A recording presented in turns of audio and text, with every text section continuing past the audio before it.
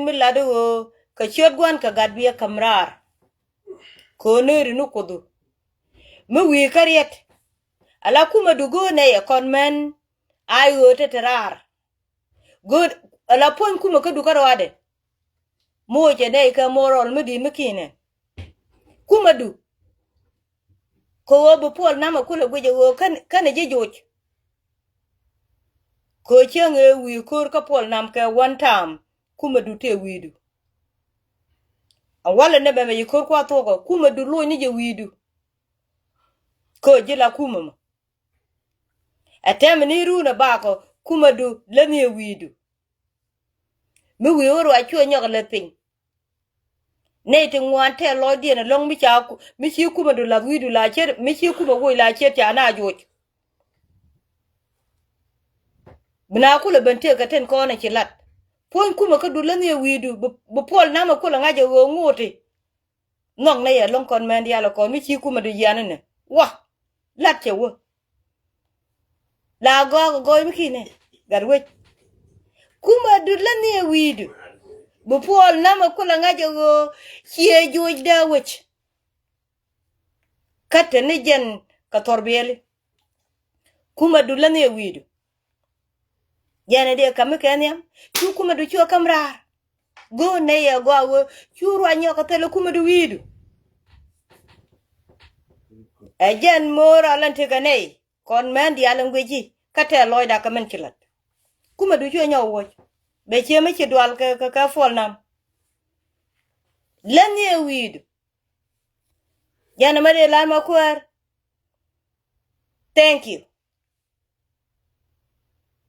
ajana mo de la yama che loy da te ne ka chang men ni chang njo ha jin garame ma chali die ti chere re gar galo gad ngadi jujum mago gan ha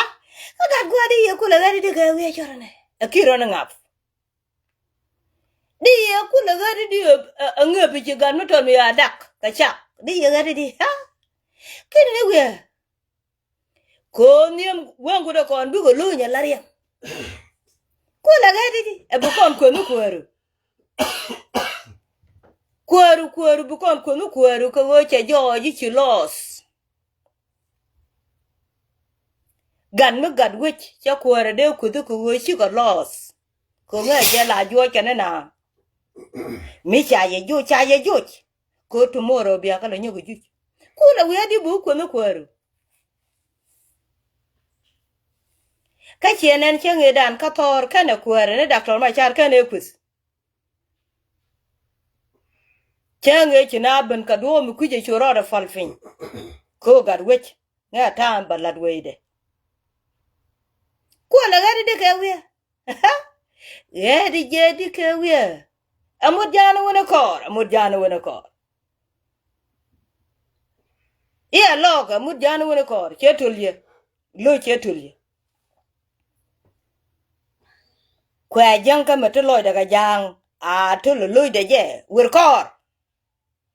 ko tam tele ne wo ka jok wona ne ka nem kula wiadi agan je poj mandana ku gulen ne salfa ker ma yadi biro du ngaf ka amerika ka bu wongo lo nya lariam ma kula we charana akan ne puar kini ngade kini ne se bu kula feng law nuor cha lo twin bi nyok wona jen ko nem cha lo twin bi nyok cha kwer be jana ma ko ba lunjo atwa waje ajanta lo aja me de kamye yan wunu nuor dial ten ko na ter ko kora wona ka ma bi agar ko ngaje men mandan wo yen ka me cha yenung ruot no ngoda bo ci yen kuidula ane thank you awoga ba tim kelio alia woni nyal ka chek ne deng tes kabarwai de ber luoy gade nungunde mbung let koriet ngoga na wano ci gwada to tele lo jok ke jok bunu kon ke nem ne diale la wege go bran puy ni karwai de go bran puy ni karwai de ye dia wara oda dong bu kuje mapel bu puy ni karwai du ko ci ne lip ko gwem librane amai a ca bidar ya laka ko yeda na duo ko bu wene jen yene yo bu puy ni ran karwai de mudjana wona kor kenda tiai ka kan gwar ma tiai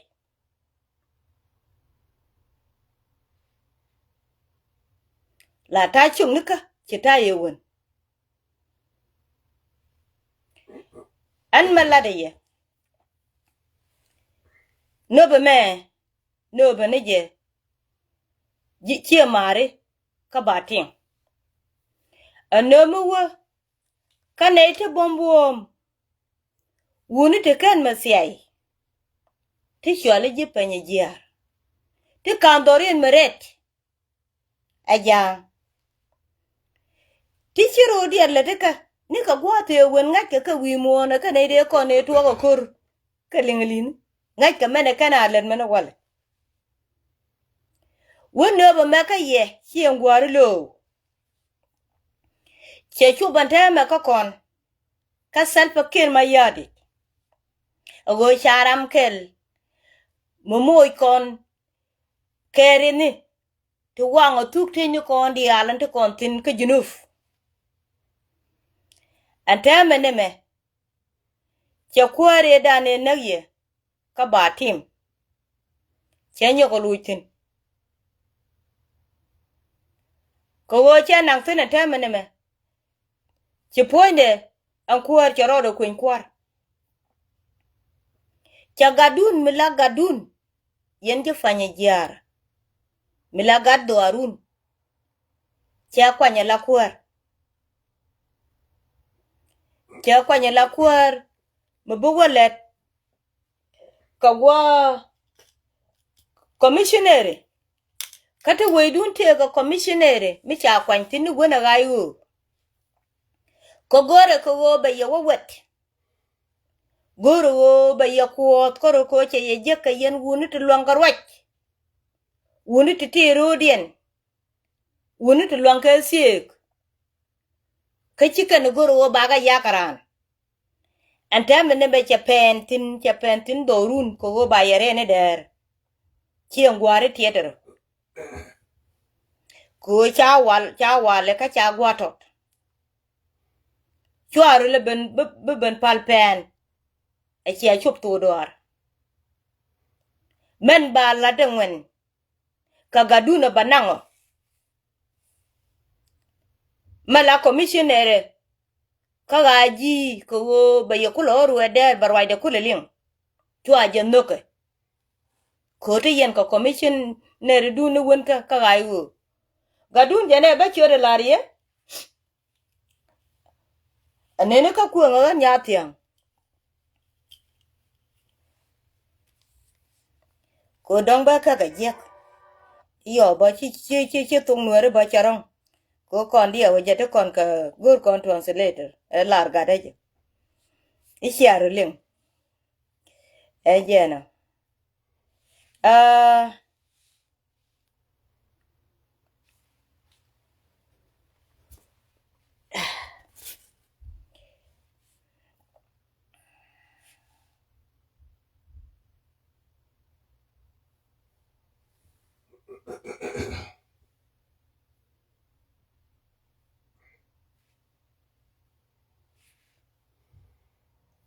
Lienge den chi garado. Chi dunga. Ye.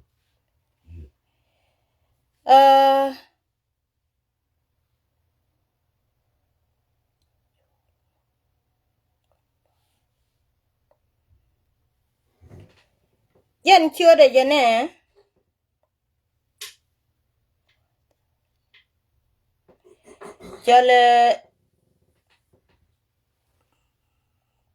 chale chuol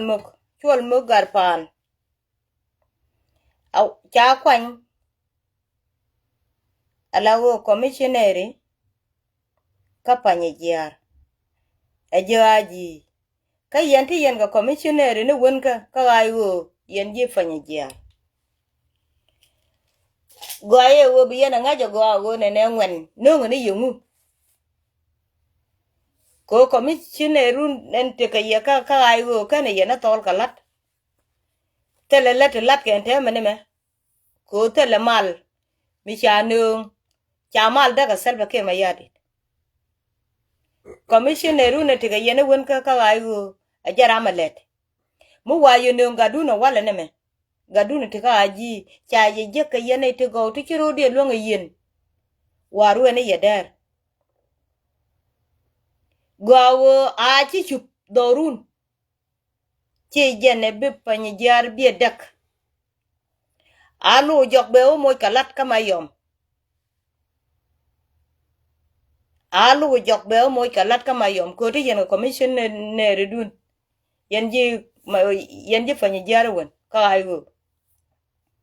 mogor yen mendo yen o bi yen peacefully ko gwe yen ni men gwe yen ni wona la yen ka gang yen alu jok be o moy ka lat kama yom gwantezi ajana made no biya machien gware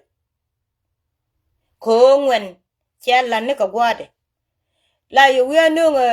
roal ko biyen wote gari karo ajana challa de selfa ken mayadit a chi chubo nyoko selfa ken mayadit ya maluk tele kon mi chola mal rande che bebelet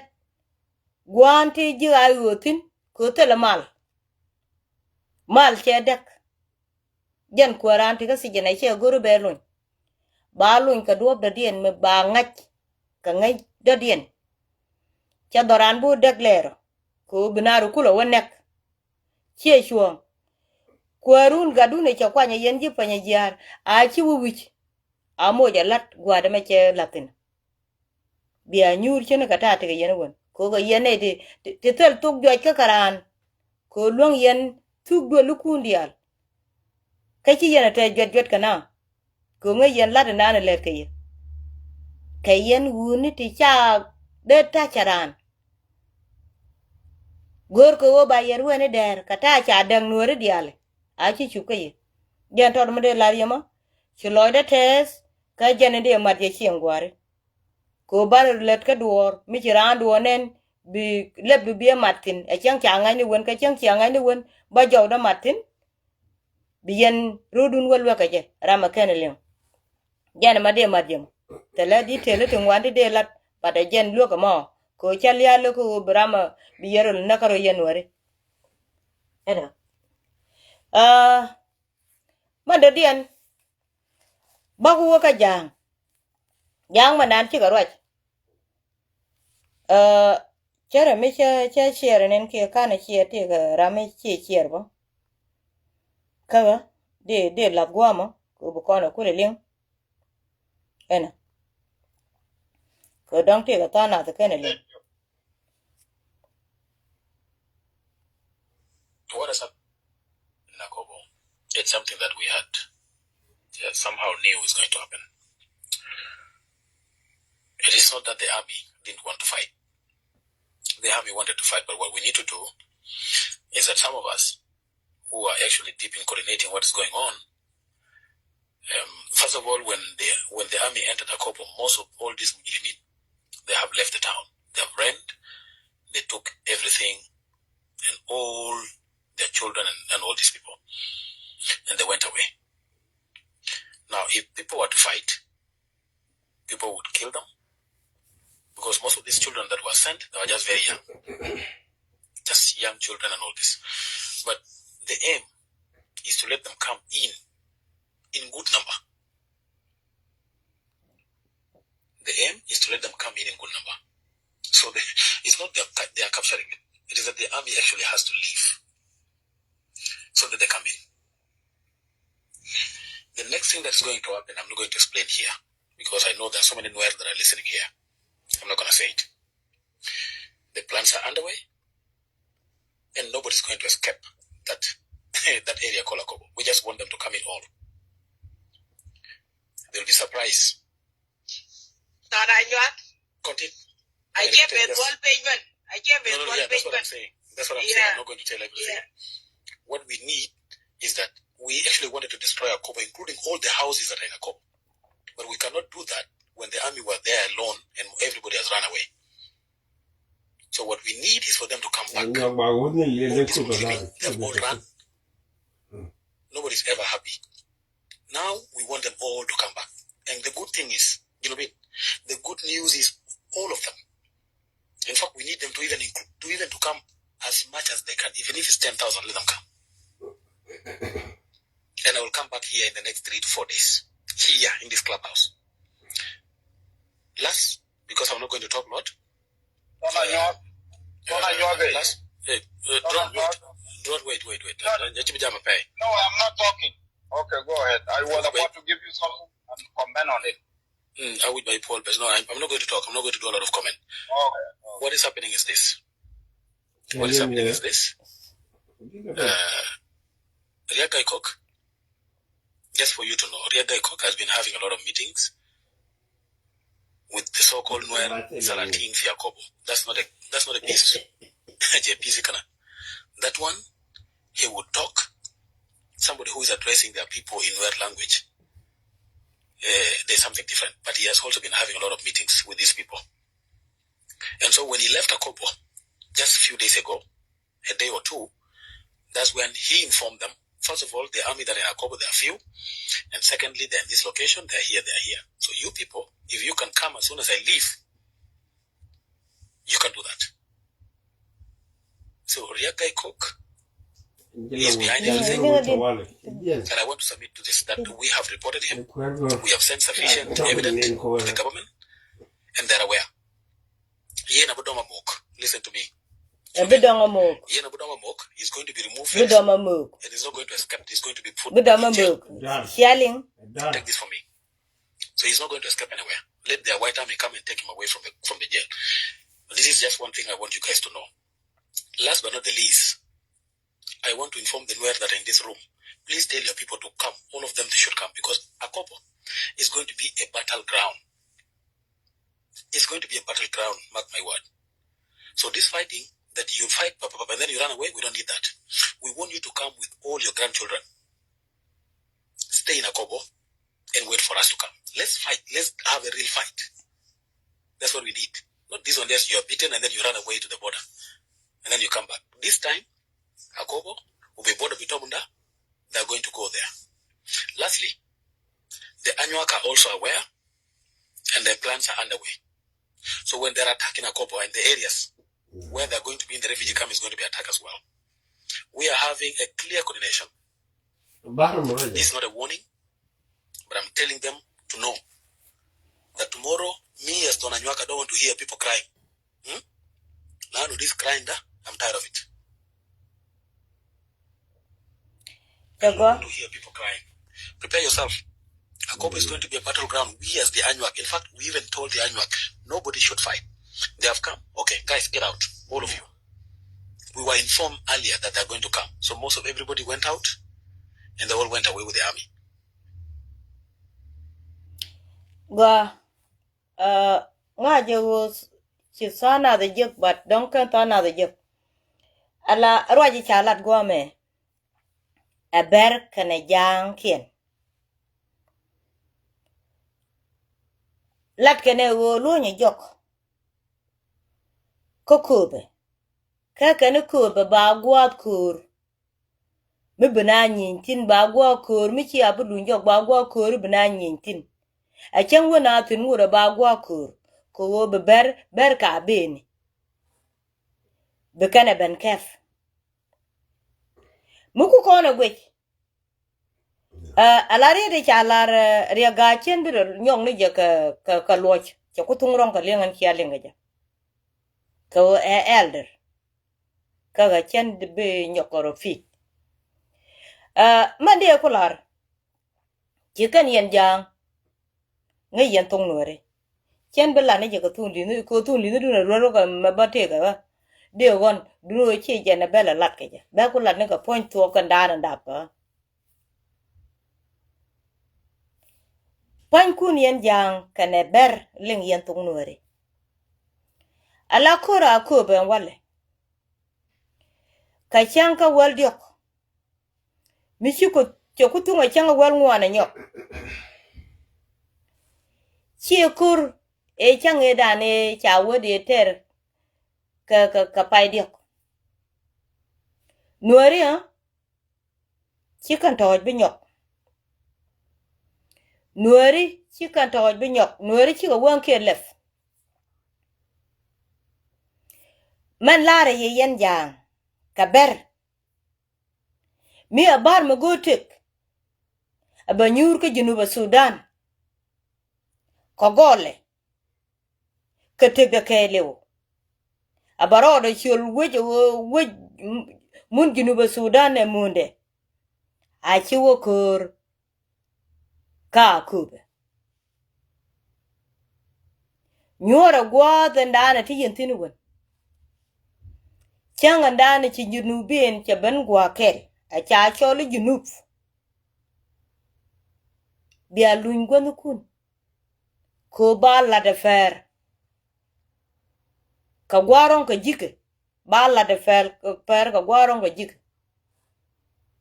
bera kone tekel ka afanal bete ka afanal be bera kone woka jongle be woka jongle be jang te ka afanal be te ka afanal be jang te ka jongle be woka jongle bumurleni the same thing kodi ko kon Junubi ko Junub te la ram loke ajene kwalo nguk mundan meledi ne kala de me kokur ko wo yerodun ko ka juwen mon wande kamen gorian gad ko bere kon ci yen wori den kon ti ko be ci me ci alingo pangan e ka ci wada wach ko 90 day ko 90 day e ka ci wuwich akate gwanu te kono tikiti ke chango ga wij bo kwa wo dong me de ko bok akate rare gwado kono tikantin akate ga Ethiopia ko cha go bo mbokte pan berkane janga kamurleni ko nga yela de nana la yen ka let keje yen ga dorche ka ga nori ko bugat kir bukan bukan kep gwame ba kep ba bi wutin ga yama ne ken kujime lana jur rego ka die ngor kane lana ka ko go ngor kane kan jur awo ko la jiwe to ko nori bi kane nen ka wankien akan malben abi lar kane na te mal ci gwato yen jang ten ko na ngai ka tung nori yen bera ngai ka tung nori ko nori tele ne kor kana ko Junub ajene ku ne la sange je o binate ka tetkel ko Junub tele ram tele wang bel kel me gor ka der ya ko Junubin gor ko wang dial de ka dil te ka kwen me ci yene ku lat ke len ne mo ba te ga yama ka sel ba ke ma yadi tele nori biro de nyokotoj nori ten ko ne ci wo ka yakel chal ka ke ka nori kun nuer kele bi lo chuong ba lo chuong kel ke deng tes ba we de lo lat a free chamet gur katel ram gur me we ter kur point ka ro de ba ko te tele nuer ti wo ka klam nu kun ko nuer te kan klam ni ken ke ka bu woni luom kun kan bu wo kel ke yetan ni am fan kun ya fuj nuer kel mi to ko kore ni ke 13 year kur chia nuer le bare ne der le nuer le yet koro che man ni ko ba ni ne gad ko ba koro de men nyi ka nyirol gan nyirol koro lo nuor koro ada ka gat ke pankien ka nuor ten ko na chawu no gwemi kien ka ken nyi ka nuor kien ka lo chi ane kuri chi yen ko ko ngode chane ye bum kel ke ye tele nuor mu lo kor mu lo mar ke I baroda wo nyoka chak ibiga tekel kana murle ikie bar ka kope kie jang wun mi chwale marial galwa ka jene chene gore ba jang ling kana murle ka bar ka kope 911 marial galwa ko kon menti chi chuch gone nyura baka nyur nerura kula kol ka mar woro ko tar jen chane ibene kur amurlene kan ber amarial galwa ke chen na gurgo ba men ka ba tet ching nyoko kap 911 ja ka lo nuor real roka ajar ma de lo yema chi adulul mane chang anja biya kula ngachi nuore ka kala wuni to ka Junuba Sudan ni wal ni ka bodiyo ewo ber ka wi mon ke le wo kula chup ka Sudan ke war ngoja ne ja ke war chuo ber wa kef ka ne dial tele jang che ber kef chuo ber kef ka ne dial jene ku akwala jeg difenen ka Sudan cha nuore de ben chuot pinyan walle nuore te kan pech cha ga de ben chuot pinyan walle araran chano nguk tine kur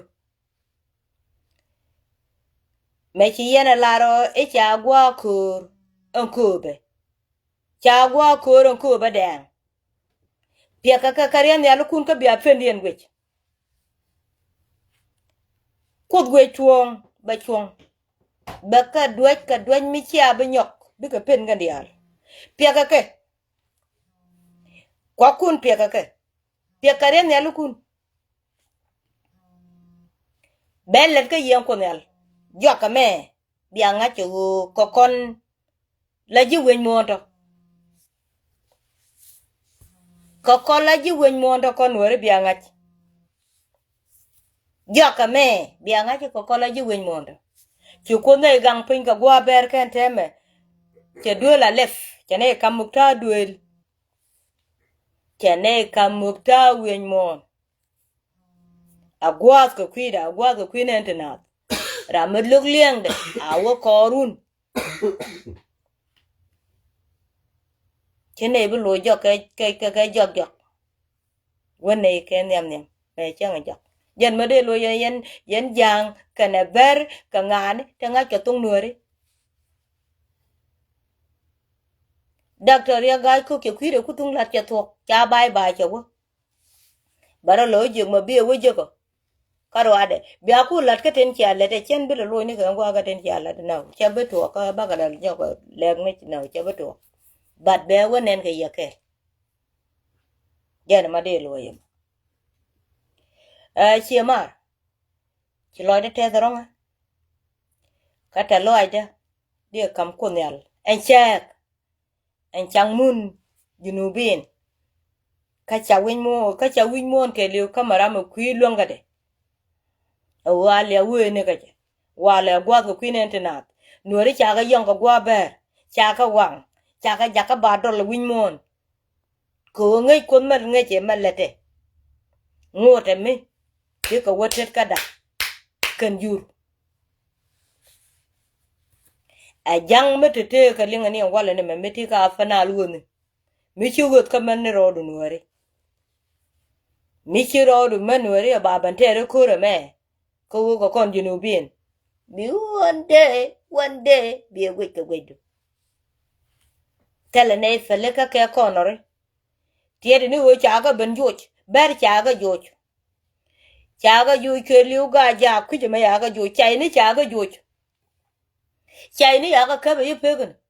ber cha ka ba yi pegen kan murleni ber te gambele wo kan chu wo nyok jo ka karar ba ka nang ni ka ngade ni ka dim don were manan ba do da lef juron wale go ne wo bene ka ji ko kola wuni ton ne ka jinu ba Sudan wudanga wuda nuer kodanga koda nuer chuonga nuer bum ni jan kati dial ke koy loide nuer bum ni jan kati dial ka goane jan kati dial ka jan te ka toko kodanga koda nuer